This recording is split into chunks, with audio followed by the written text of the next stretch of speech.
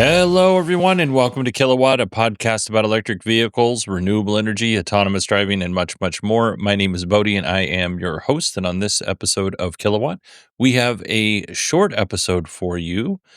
Um, Not a lot of news, not a lot of news that doesn't involve politics. So it's a shorter episode. Hopefully, Friday's episode will be a little more beefy. Let's go ahead and get into it.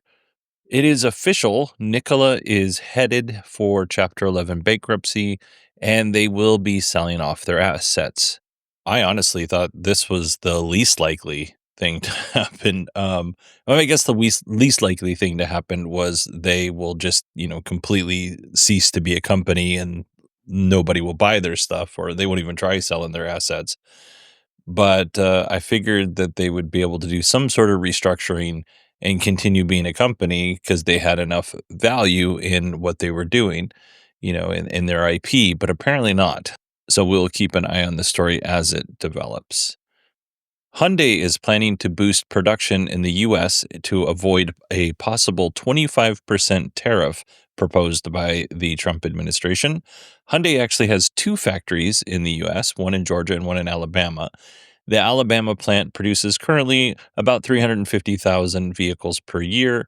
They're going to boost production there, but we don't know by how much exactly. But we have heard that the Georgia plant, which currently is about 300,000 units per year, they're going to boost another 200,000 to 500,000 units per year. And then I told this was going to be a quick episode. Our final EV story of the day. VinFast has launched their mini SUV, the VF3, in Indonesia and India. Now, we actually have quite a few people who listen to this podcast in India. I don't know how many we have in Indonesia, but India's in the top 10. All right, I actually just stopped the podcast and went and checked. We have no listeners in Indonesia, and India is not in the top 10, it's in the top 15. All right. If you're not familiar with the VF3, it is a $14,000 EV that is rumored, or actually, I think VinFast said they will bring it to the US, but they haven't yet. The VF3 is a $14,000 EV with a range of about 215 kilometers, which is about 180, 190 miles.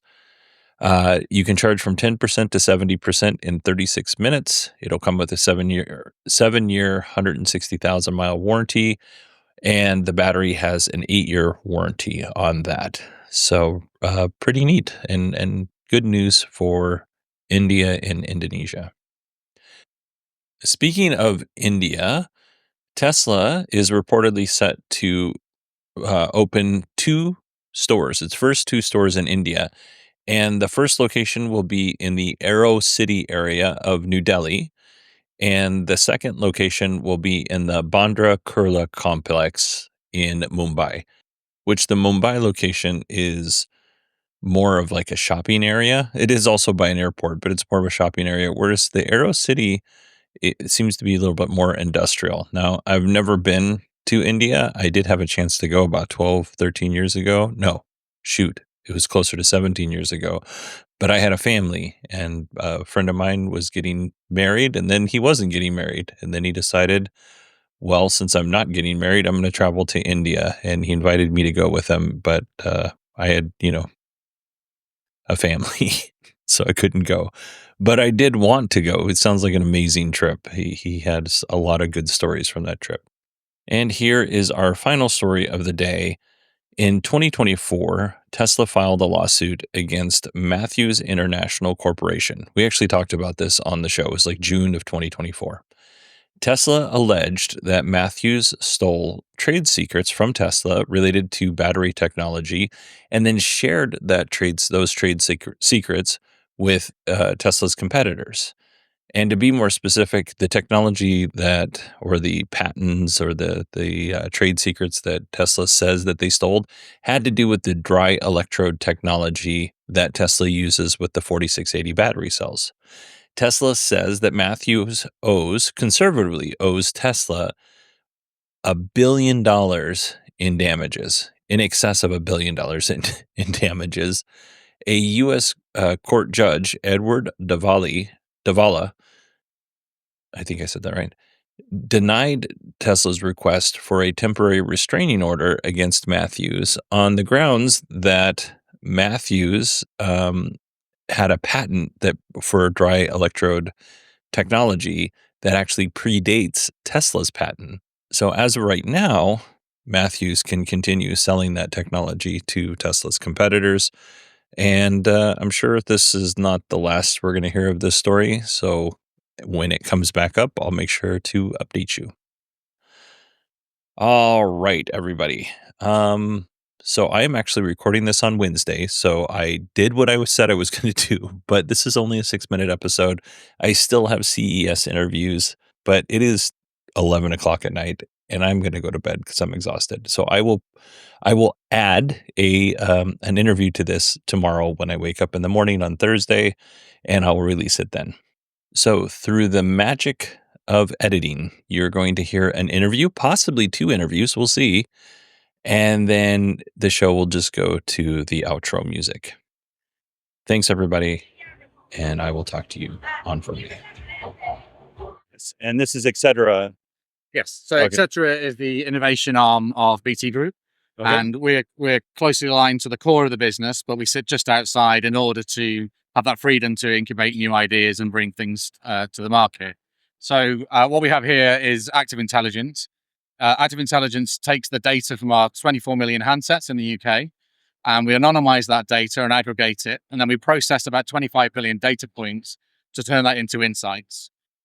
And those insights are used by retailers, transport companies, road operators to really understand what's going on in their world. So to give you an example, we help the national rail operators in the UK understand how many people are on a train at any given time, how far they travel to a station, how long they will spend in a station at any one time.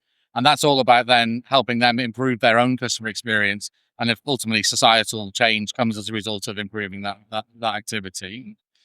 Our data is also used for retailers to, again, understand footfall in their location, catchment, and how far people come to their area, the demographic of the people that come to their area. So they might be thinking, actually, I'm targeting a particular audience, but actually the type of customer I'm really getting is, I'm understanding through that data. And equally, retailers are also using the data to decide where to put their next store because we're able to provide that kind of holistic overview of that information. So it's all about trend and analysis as opposed to, individual information, because we don't process any personal data at all. What we then do is this data can power things like where to put EV charge points. And our innovation around EV is we spent the last 12 months effectively taking our green cabinets, which in the UK, the kind of a famous thing where British Telecom have those cabinets. They power most of the broadband connections and phone connections in the UK. And we were repurposing the cabinets into EV charge points. And our data helps identify what volume of EVs are being used on any particular link road.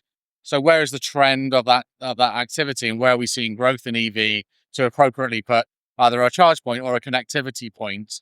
Because one of the problems in the UK being a small country is not everyone can park near their house. So they're requiring a over-the-air update, and we're then repurposing our cabinets for Wi-Fi connectivity within there, so you can get over-the-air updates to your vehicle even if you're not near your home. So that's the innovation in EV that we're driving right now. That's really cool.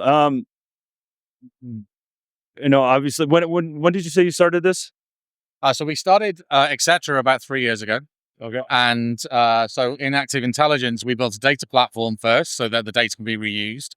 And then we built an insights platform, which means that we can support 2 types of customer. You get, let's call it the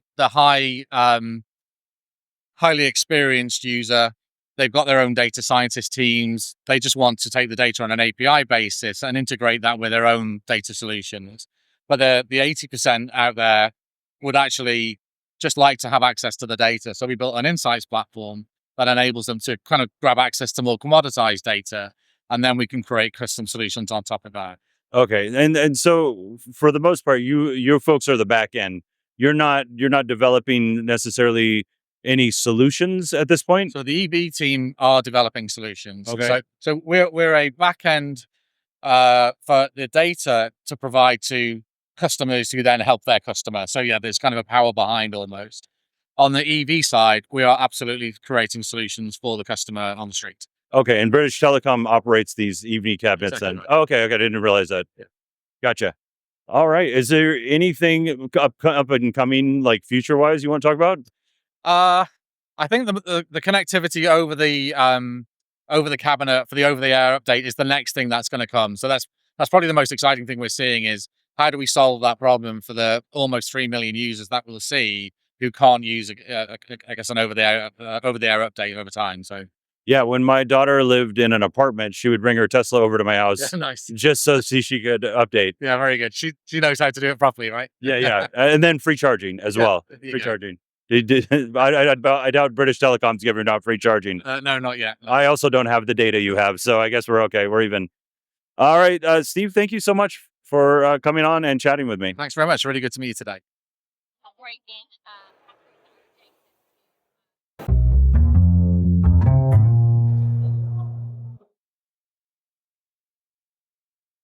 We're with Sunny with Bionic M, and you are the founder and CEO, and you have a bionic leg. Yes. Yeah, we're making this robotic prosthesis called Bionic. Okay, and let's kind of start with the story. So I've actually talked to some of the people who have already interviewed you, so I already know some of the story. But why don't you tell people the story of why you started the company? Yeah, so I got my right leg amputated when I was 9 years old. At the beginning, it was difficult for me to afford a prosthesis. So I worked with a crutch for 15 years. And then I got my first prosthesis in 2011. It's a passive knee. It's great. After I used it a lot, I also found some issues.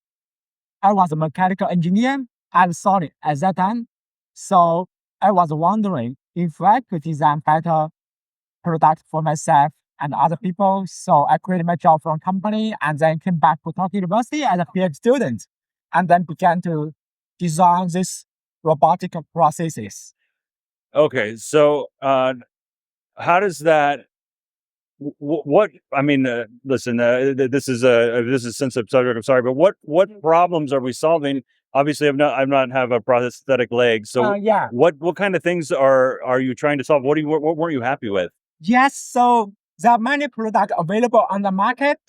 Most of them are passive, which means there's only bone and joint without muscle. So you can imagine, if you're losing muscle, what will happen?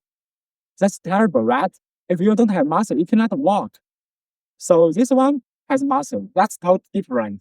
And I would imagine that with this BioLeg versus the other regular prosthesis, that it's probably less energy, it like a lot less wear and tear on your body, that kind of thing. Yes. Since this one has muscle, this muscle can help patient do something they couldn't do before with current product, and also can reduce the energy consumption, can help patient work more easily and more naturally. Let's make a big difference. And when you say muscle, are you talking like gears and like counterbalance and that kind of thing? Yeah, it's not real muscle. It's some kind of the actuator motor which works like a muscle. So, and maybe I'm totally off bases here, but does it work kind of like a gimbal? Like it's going to keep things aligned no matter like whether you're walking on uneven dirt or whatever. It kind of keeps everything lined up where it's supposed to be, even though what you're walking on is uneven terrain. Yes, so this can work everywhere. So even though it's not uneven ground, still it can work very well. Can help patient. Yeah. Okay, and then what's the specific, like what are the smarts in this? Like what makes it a BioLeg with a microprocessor in it? Since everyone work differently, right? So it's very difficult to control this software. So to adapt everyone, different patients. So we have this BioLeg, which can adapt the patient very intuitively. and very smooth. Okay, so if you gave me one of the BioLegs today and I was to use it, it would adapt to me. Yeah, of course. We have one hardware, but the software can be customized by application. So we have app. This app can be used to adjust to adapt different patients according to their preference. Okay, and so this is actually really beneficial because right now, if you want a prosthesis, I have a friend who he makes prosthesis. That is a custom product for each individual person based on where you need, like how long it needs to be, how much where it is sitting on your leg or arm or whatever prosthesis you have. So in this case, it's not one size fits all, obviously, but it's one product can be used by many people. Yes, one product, it can be customized based on different patients' preference. Okay. And Sunny, is there anything that maybe that I should have asked you that I didn't ask you? Yeah. So right now we are Japanese manufacturer. We focus on US market. We got FDA registration, and we also got insurance approval. Last year we launched a product in the US last September. We got very good sales, and we also got very good feedback from market, from patients. Okay. And if somebody wanted to purchase one of these, how would they go about doing that? Yeah, we have sales person in the US. You can reach out to our homepage. We have a homepage, so you can give us inquiry, and then we will send our sales person to do a trial with the patient. Okay. And what's your website? Our website is www.bionicam.com. Okay. www.bionicm like Mary.com. Yeah, that's right. Perfect. Sunny, thank you so much. Thank you so much. Yeah. Thanks, man.